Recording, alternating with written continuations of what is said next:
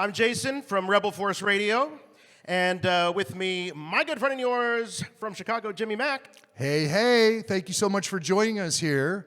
Do we have any fans of Supernatural in the house? What about The Mandalorian?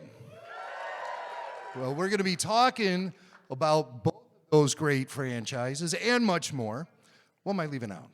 Well, The Mentalist. The Mentalist? Uh-huh. Yeah, see? Right? SEAL Team. Mm-hmm. SEAL Team. All right. So, and we're really excited to have our special guest here with us tonight. We're going to have a great time. We are going to have a great time. We're the hosts of Rebel Force Radio, Star Wars podcast that you can find anywhere and everywhere you get podcasts, or just visit us at rebelforceradio.com. So we will be talking Star Wars, but we're not just limited to that. Trust me. Neither are you. And neither is our guest tonight. We're real happy to have her here. Ladies and gentlemen, let's give a Wizard World Cleveland warm welcome to Emily Swallow. Here she comes. Hey, Emily. Hello. I feel like everyone's got the late afternoon, kind of sleepy, maybe we'll take a nap. Nah, we'll go to this panel. I have never been more awake than I am right now. It is great to have you. Well, as we said, you've got a lot of work. You've done a lot of work, Yeah. and very busy, as Jimmy mentioned, The Mentalist, Supernatural, SEAL Team, and of course, The Mandalorian. The Mandalorian. You know, I love The Mandalorian. You're so totally alone in that. Nobody else likes it. It's really hard. And I love the Armorer, which is Emily's character. Right? How cool is she? But I have to admit, there is a character I prefer the most, and that's my sweet Baby Yoda. Right? Blah, blah. That kid.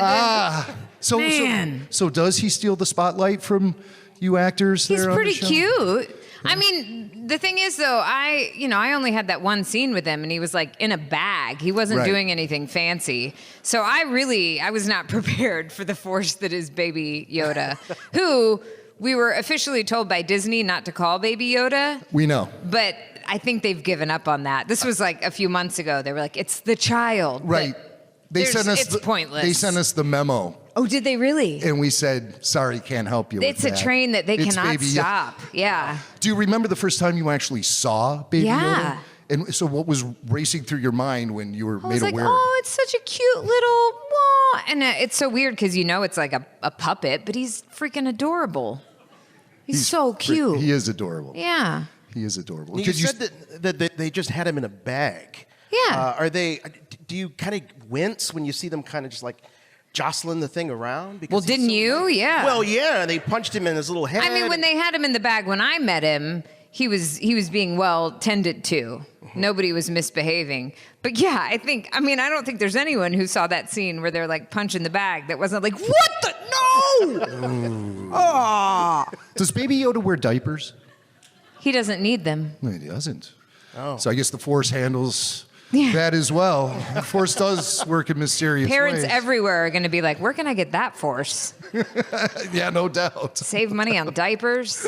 Well, I have to say, Emily, you're one of my favorite types of actors to talk to because you do so much from theater. You've done Broadway musicals. Oh, well, thank you. If you know that, Emily's done a couple of Broadway musicals. In addition Just to, one. Just one? Yeah. High Fidelity, High Fidelity. Right? Oh, High gosh. Fidelity, right. And your straight plays as well. You did a play with Tom Hanks. I did. In L.A. Uh-huh. And as well as a lot of television. Yeah. A lot of television.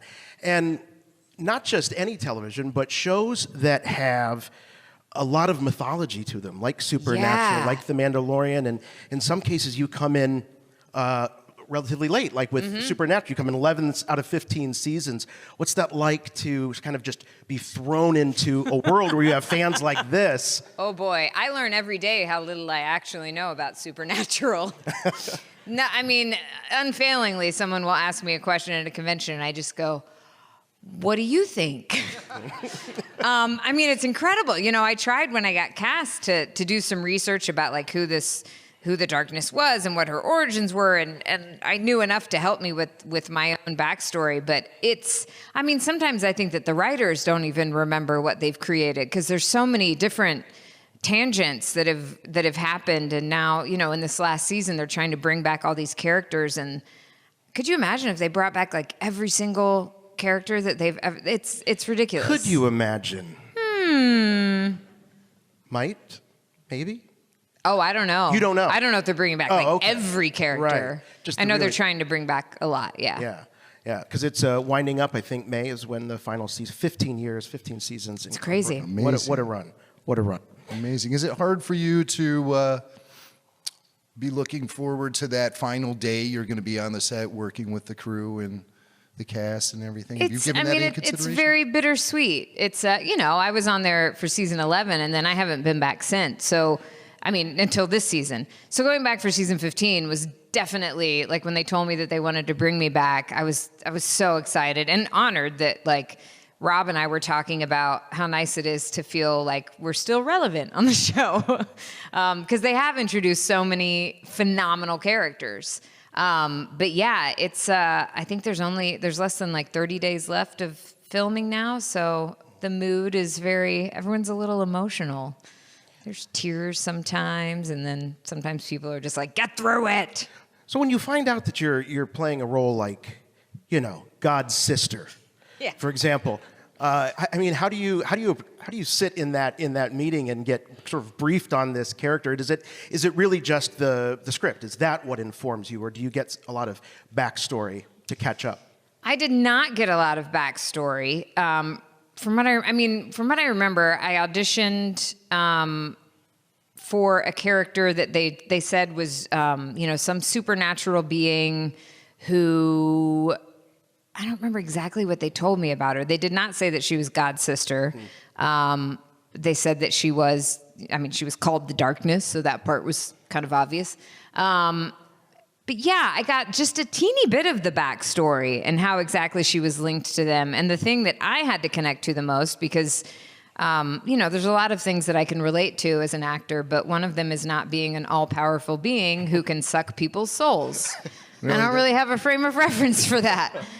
But what I loved about Amara, and I think one of the reasons the show has endured as long as it has, is because no matter how spectacular a character is, no matter what powers they have, there is something so human and vulnerable about them. And that's what I could connect to with her, that she was someone who felt misunderstood. She felt like no one was listening to her. She felt disconnected from other people, and she was trying to find the one person who is her family, and he was basically just ignoring her. So she, didn't deal with that in the healthiest way. She made some bad choices, I guess, or unkind choices. But she, I think that we can all relate to those feelings, and that's what I could connect to. And then for the rest of it, I just had to trust. I have to tell you, like, the first time I shot an episode where, they told me to, like, hold up my hand and that it was going to look really great when they did all the CGI. I was like, okay. I felt so stupid. And then I watched it and I was like, thank goodness, it looks way cooler than I felt. So then I learned to trust, and then I didn't have as much trouble, like, smiting people and sucking souls and, When you show up on a set of a show where the cast has bonded over many, many years, many, many episodes, is that intimidating, or are they just so used to people coming in that they kind of just welcome you right away? It's different on every set. You don't know what you're going to get. And I liken it to being like a transfer student. And so, like, you're going into a school where everybody knows all the teachers and everybody already knows, like, all the books and all the course material, and you're just trying to catch up. I have to say that the Supernatural set is one of the most welcoming sets I've ever been on. And it's just such a testament to those guys. I mean, to those guys and to the whole crew, that they are excited to have new people come in and excited to have new ideas. And there's no feeling of like, all right, look, this is the way we do this, fall in line. They love to collaborate. I mean, I remember Jensen and I, towards the end of the season, those last few episodes, there were some scenes that, like, just didn't quite feel right with what we discovered about the characters so far. And so we would sit there and talk about it and then talk to the writers, and everyone's very open to ideas, and they trust the writers really trust the actors with these characters, and they trust us if we say, I've been on this journey with this character for a while, this doesn't sit right. And it's just such an open, generous, collaborative place. You mentioned that you have to throw a lot of trust into what the crew is doing with each and every episode. Do you get to see the episodes before they air, or do you No. watch them on TV just like you do? You just I watch see them on them TV like same time everyone else does. So Yeah. you get all the shocks and surprises Yeah. with the rest of the audience. Yep. So you can still maintain a little bit of your own personal fandom and not have it so spoiled, right? Yeah. Am I right with that? Or do you find that that's the case with a lot of projects you do, or it's sometimes you don't really get to enjoy it as a fan would because you're so connected to Well, it? yeah. I mean, it's always weird to watch myself. It's a lot easier to watch me in The Mandalorian because, like, you can't really see me. So I'm not worried about, like, why did I make that expression? Like, what am I doing? That one I definitely, out of anything else, I've enjoyed that, like, purely as a fan. I think also because that one was just like the most secretive, even for those of us involved with it. So it was so exciting for me to see like what each episode looked like and like who else was in it. Like I didn't know who was in the episodes that I wasn't in. So like Amy Sedaris pops up and Right. all these amazing actors, and it was just so much fun to be on that ride with everybody else. Yeah, so the mystery maintains itself until the episode's premieres. That's so cool. Because I think a lot of people assume that when they're working on the inside, they get to see it all and get a preview of it before the general audience does, but that's not always the case. How cool. Did working on Supernatural prepare you for going into something as big as Star Wars with the fan base? It the way did a little is? bit, yeah, because the Supernatural fandom is so passionate and so involved in the stories, and I love hearing how the stories have impacted people, and what people's different like points of connection are. But the Star Wars fandom, it's been around for decades, and it is just it's such a massive group of people who are also so passionate and so excited. And very shy with their opinions. Oh yeah, definitely. Yeah. No, so I just feel so lucky that I get to be part of both of these incredible fandoms. Yeah. I pinch myself.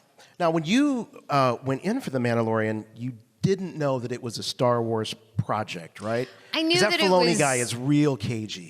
Yeah. We've heard. I knew very little. I knew that it was, they said that, my agent said they thought it was Star Wars and that it was a live action series, but I had no frame of reference because there'd never been a live action Star Wars. And on streaming, you never know if something's a big deal or not.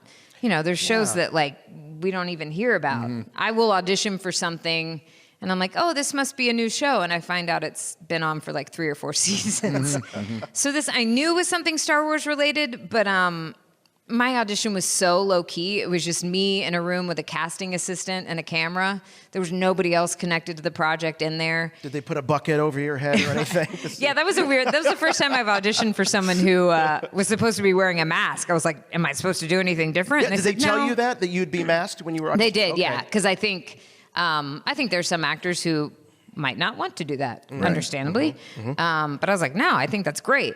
And we didn't do anything special for the audition. I know that I paid a lot more attention to how I carried myself physically, since my face would not be a part of it ultimately. But originally, they were looking for a British woman in her 50s or 60s, which, Yeah, you don't really meet any of that. no. But that was why in the audition, the casting assistant, Jason, he told me to do a British accent. And then that part of it, John liked that. He said, it doesn't have to be exactly British, but something that kind of sets her apart and is a little bit heightened. And I like that. I think it makes her even more mysterious. So you do add a little secret sauce to your vocal performance Yes. on the show, beyond the audition. So what do you add to the voice of the armorer that makes her sound? Because she does have this, I would say, she speaks with a lot of authority, but she seems very distinguished to me. Yeah.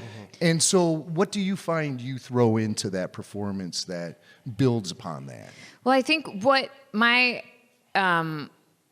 really resonated with me for her, they described her originally as a leader of a group of people, and they said that she was very Zen-like. And so when I talked about it with John, he talked about a lot. He referenced like Kurosawa films and these samurai warriors and kind of the not formality, but kind of the dignity and the simplicity of the movement.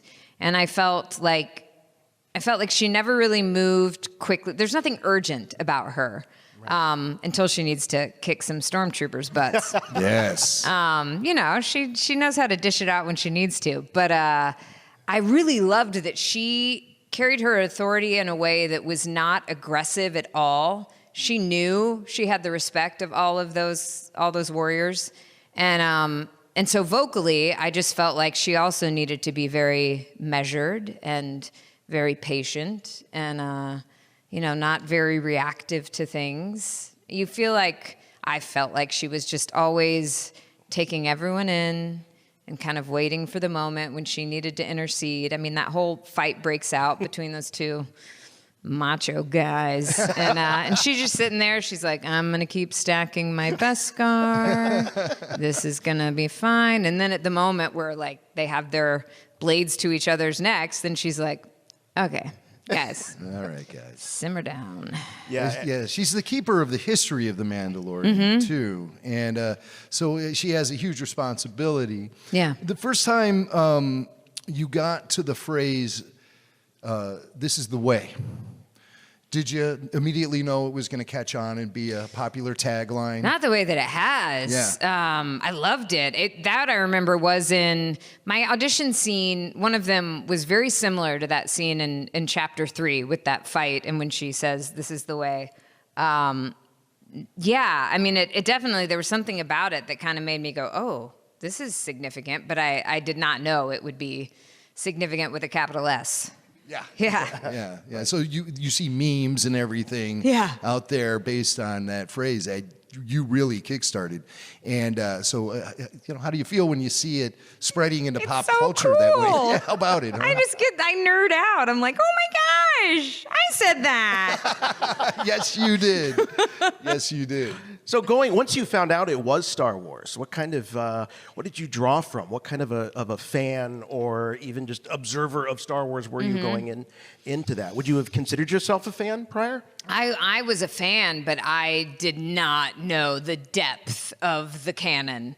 And I started going down these rabbit holes, and I was like, wow, I was amazed at all of the branches of the stories. And what I primarily drew from at first was I knew that the feel of this series was going to be very similar to those first 3 movies, not first in chronology, but the first 3 that George Lucas made. Right. And so I watched those again. And then I started trying to educate myself about the Mandalorians, but I did not know where I fit into them. Yeah, it can be very confusing. Yeah. We've been talking about this stuff for 14 years, and I don't think I still really understand. Okay, that's a relief. Yeah, the history of that little Mandalorian civilization and society has gone through a lot of ebbs and flows. Right. Yeah. And, so it seems like there's been many different ways to define what makes a Mandalorian Absolutely. tick. Mm-hmm. And it feels like the show now is really putting I'd say the final touches on some real legitimate history for these this band of warriors. But we still have a lot to learn, and I think the Armorer knows it all. And we're expecting some more information to be coming from your character in season 2. Will we see the Armorer in season 2? I don't know what you're talking about. Oh, I see. Season 2 of what? KG. By the way, if you have a question for Emily, please queue up with the at the microphones. Let's talk a little bit about the cast and the people you get to work with on The Mandalorian. So Pedro Pascal, of course, Carl Weathers. I knew Pedro from New York Theater.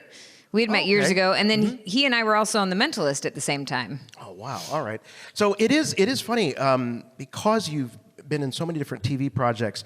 Do you find that you do keep running into the same people over and over like Not that? a lot of the same people, but a lot of people that I'm connected to in other ways. So like we've worked with the same people, or we went to the same school or something like I've that. heard that people will say that it's amazing how small that world feels sometimes. Because there's a lot of actors. I'm very aware of that every time I audition for something. But yeah, it does tend to feel like a small community. It's interesting that way. So you had worked together before, and I know that he's not always in the suit. Right. Did you work together on Mandalorian? Was he on set during your? Well, yes, because he's. We don't actually see him without his helmet. Right. Never. And you. So was that really Pedro Pascal? I was working suit? with the Mandalorian. With the Mandalorian. Right. Yeah, we get it. Okay. Interesting piece of trivia, though. We believe that one of the stunt doubles for the character is John Wayne's son. Grandson. Grandson. Yeah. Grandson. Okay, grandson. Yeah. I guess he would be a little old to be doing all those That would be physical stunts if he impressive. was Wayne's son. But grandson, that makes more sense. So. Yeah.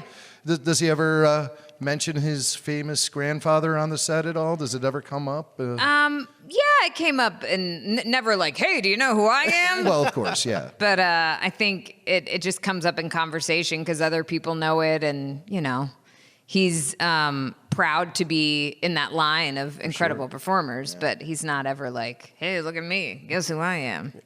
I think we have a question right over here. Hi. Hi. Hi there. One thing that's so interesting about The Mandalorian and all of the Mandos in the show is that, like you mentioned, a lot of the acting is body language since we can't see their faces. So I was wondering if there were specific coaches on set for that kind of body language and vocal acting, or if it was something you guys just kind of workshopped while you were filming scenes. Yeah, well, I had actually done mask work in my theater training, and so that was very helpful for me. You're an NYU grad, right? I am, yeah. Yes. Okay. NYU grad acting. And then we were shooting episodes 1 and 3 at the same time, so it was also the way you described. There was a lot that we were discovering together with the directors for those episodes, Dave and Deb. And they were really communicating back to us like what read and what was distracting, and it's an interesting thing because when someone can't look at your face, they're looking at every other part of your body. So if you have an unintentional movement that's distracting, it can take away from what's going on in the scene. So I really enjoyed that. I mean, that's unlike anything I've ever gotten to do on TV, and it was fun to find that language. And that was also why I was grateful that she doesn't move super quickly, because I couldn't see very well in my mask. I mean, I got like a tinted visor in my dimly lit cave, and there's like no peripheral vision. So I'd be like, I'm walking around, and there was like this little step up to that forge in the middle, and I would be walking it, and I would just be like, okay, when my boot hits it, then I know to step up. And if you had more than one Mandalorian in the room, we were gonna bonk helmets. We were gonna run into each other. I really want there to be outtakes because it got. Is there a blooper reel? I hope so. It got ridiculous. Especially because of the solemnity so much of the rest of the time. It was just fun to make fun of that. You don't want to take a header into that forge. Oh, man, no. What kind of thoughts raced through your mind when you stood in the mirror for the first time in the full wardrobe? What were you thinking? I was like, that's not me. That looks cool. Yeah. She does look cool. She does. I bet it gave you a certain feeling of power. Yeah. To be wearing that armor. Well, that was kind of before I knew a lot of details about what like the script said or anything. I had to go in because it took them a long time to build that costume. So I went in to this place called Legacy Effects, and they took a cast of my torso, and they showed me pictures, and that was the first time I'd seen what she was going to look like. So when you were reading for it, you didn't have a photo to say No, this I had is- no idea. Oh, wow. Okay. Yeah. So I would imagine getting into the costume is really a big part of finding the character. Yeah. Right. And is it heavy? It's not so bad. Yeah? I mean, because it's a lot of leather that's very supple. It moves easily. That's nice. I never quite understood why she wears a fur cape when she's working with fire, but that's her choice. She accessorizes. Yeah, Right. exactly. Even if you live underground, you can still be stylish. I appreciate that about her. All right, listen, we got a question over here. Hello. Hello. Hi. Is it hard? Do you see through the mask in the Mandalorian? Like you see while you talk or something? Did you say is it hard to see? Yeah, in a mask. Yes. In a mask. Yeah, it was pretty challenging. I could usually see who I was talking to, but but I often with all of the blacksmithing that I had to do, I couldn't see a lot of the times what I was trying to pick up. And then the gloves that I had looked great, but they were baggy. So I couldn't really feel what I was trying to pick up. Being inside that thing felt ridiculous. I knew it looked great, and so that's what I was going on. But I was like, please don't let me look like an idiot. I would often drop things when I was trying to carry it over to the forge or. It's very intricate work with Yeah. the tongs and the And it was cool, and they had someone on set to advise me who was an actual blacksmith, which I love because I love getting to learn new things. Yeah. And if this acting thing doesn't work out, you can just be a blacksmith. Yeah, I'll make you guys some stuff out of Beskar. But also, John explained to me that a lot of these sequences where she's making his armor and he's having these flashbacks, he said a lot of the way he wanted to shoot that was similar to what he did in Iron Man. And so that was also helpful to have that as a point of reference. And I have such complete and utter trust in Jon Favreau. And so I knew that even if I felt stupid, I was not going to look stupid.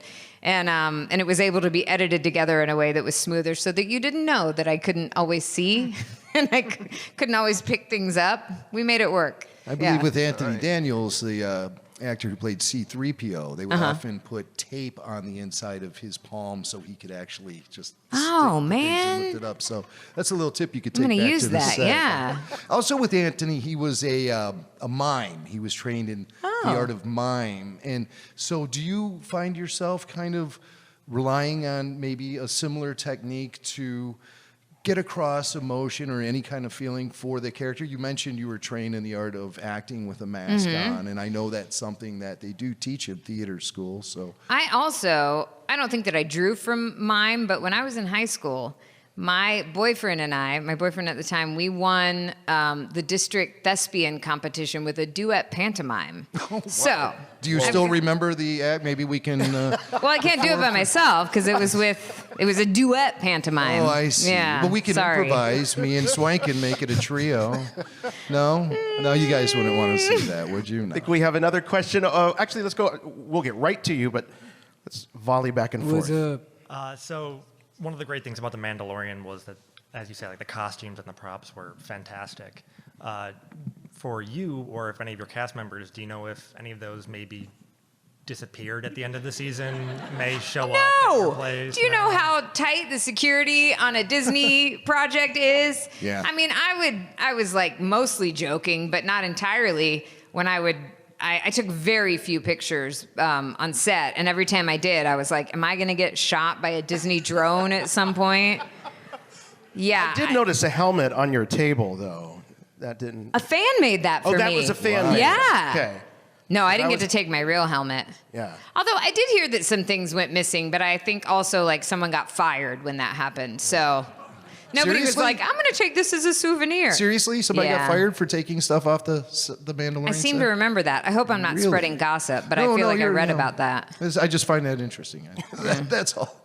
Interesting you got busted. You're like, man, that guy was dumb. I would have been much better when I was stealing things. Don't steal. Don't steal. Question right here. What did it feel like when you were forging things in The Mandalorian? It was really fun. It was fun to get to learn, how to hammer. And it wasn't always the actual materials, but there were times when I was hammering, when I was really slamming into a piece of steel, and that felt good. I liked that. A lot of the other stuff I knew, would have to rely on special effects. Like when I was putting things into the fire, it was not actual fire. Shocker. Or when I think there was a time, I remember when I put the breastplate into this, I don't remember what it was supposed to be, but it was this gooey, it looked like a cauldron of goo.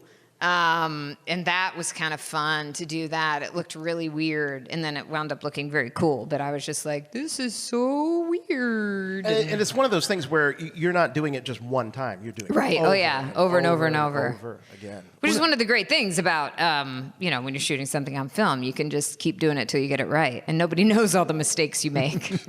One of the great things about The Mandalorian is the cast and the chemistry with the cast. You guys all just seem so perfect for your roles. Thanks. Tell us what it's like working with Carl Weathers. Oh my gosh, he's just such a joy. He brings so much. He's such a big-hearted, gracious guy, and he's interested in everybody else. And he's got some stories, man. He would just start going down a rabbit hole of stories, and I just wanted to sit there and listen. He was awesome. Yeah, he's seen a lot, hasn't he? Yeah. That's great. We have another question over here. So earlier today, you were inducted as an honorary member of the 501st and I Mando was. Mercs. Congratulations. Thank you. Yeah. Didn't take you very long. So, I know. I feel. Is that kind of what it's like when you get an honorary degree somewhere? a little bit, but I was surprised. It happened very quickly. So they don't induct everyone that quick. So I Oh. would take that as Well, I'm even more honored now. I was just about to ask, how did that feel for you? It was really cool. And when we took that picture and I got to see everybody in there, I'm just amazed at the work that people do on their armor, if they're Mandalorians, or all the different costumes. You guys are incredible and so inventive. And I feel like I would start trying to make something like that, and after 15 minutes, I'd be like, this is too hard. So it's something. Yeah, how many projects can you do where people give you gifts because they're so happy that you are part of their world? Their It's very universe? cool, yeah. Yeah, very I'm unique. amazed at a lot of the fan art that I've seen online and at conventions. I never get tired of it. Yeah. One more here. How difficult do you find to act against CGI, and what kind of techniques do you use when you're acting against something that isn't there yet?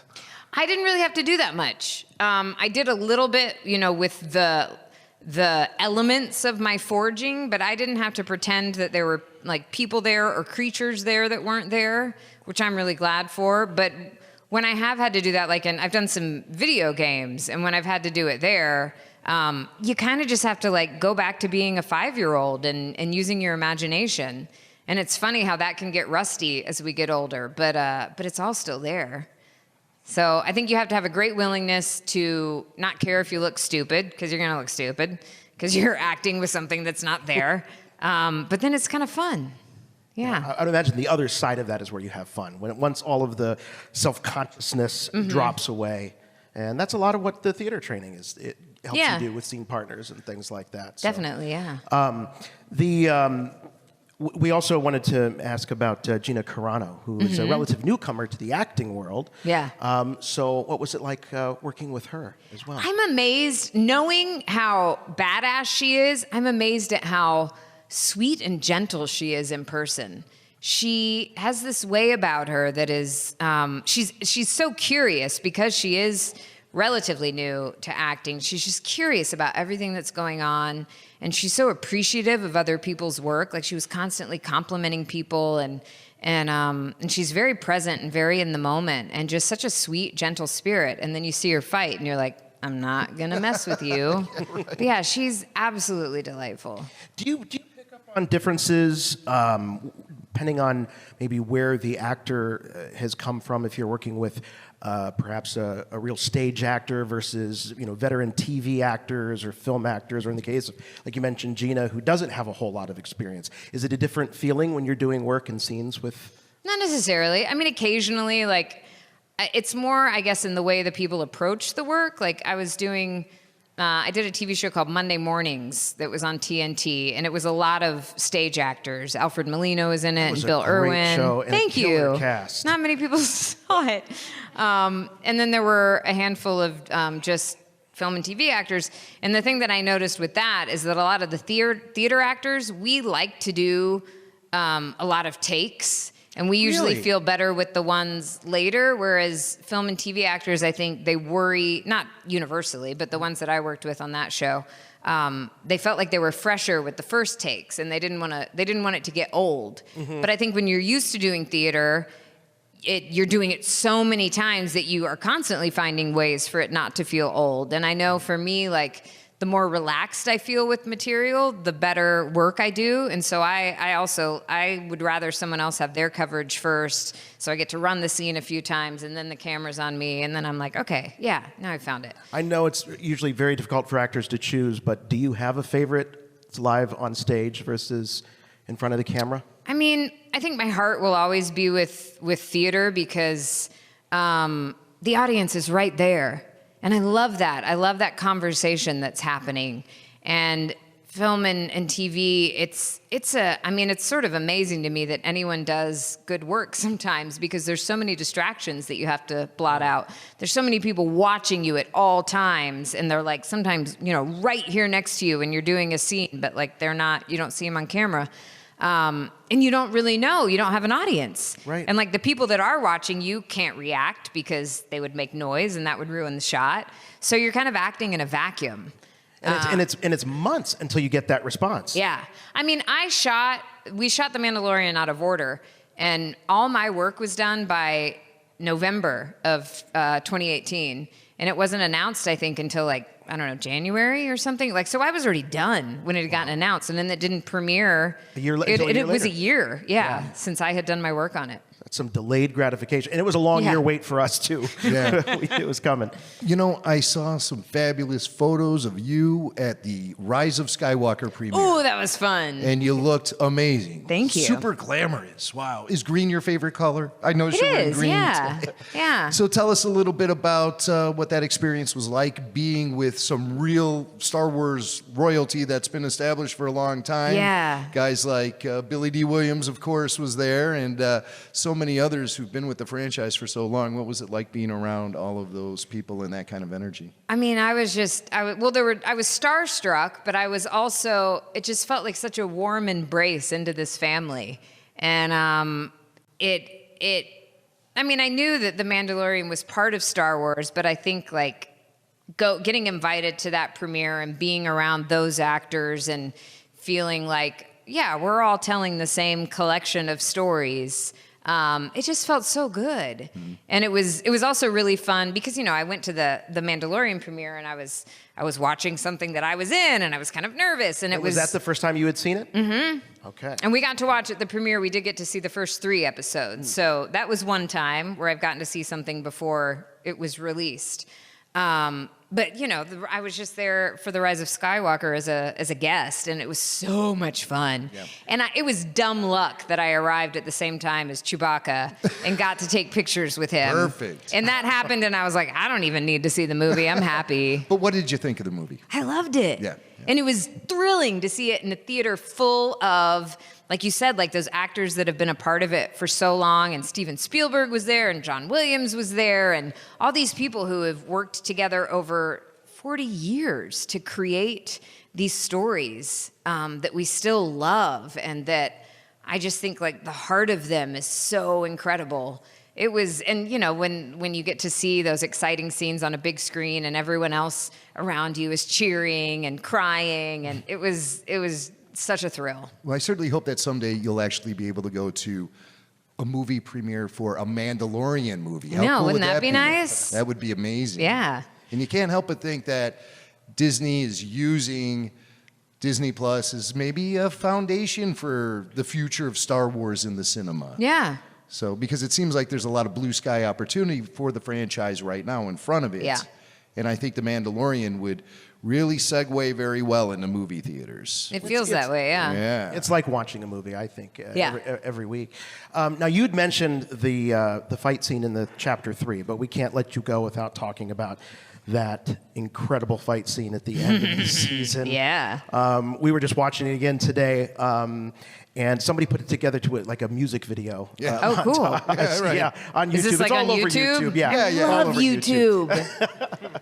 But was that a pretty lengthy process to learn that fight choreography? How much of it was you? And I wanted to do the entire thing. I am not trained as a fighter. And I got the script, and it was like 3 weeks before we were shooting that episode, and I approached our fight director, and I was like, what do I have to do? And he said, that's nice of you. I'm glad you want to work that hard. You need a few months. We don't have that.